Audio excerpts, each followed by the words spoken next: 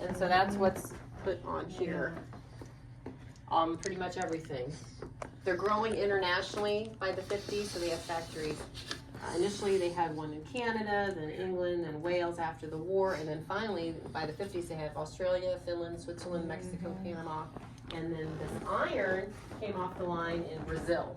Oh my gosh. And they were doing so well in the appliance market, they had the patent for the stainless steel sole plate, which came out on all the iron, so you don't have to worry about your iron rusting anymore.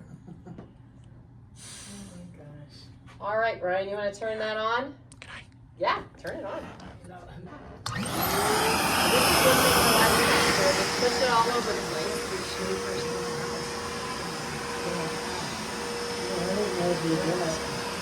So there's no wheels on this. The exhaust comes out the bottom. Oh yeah, so did my mom. Like the airlock. I never knew they made one of those.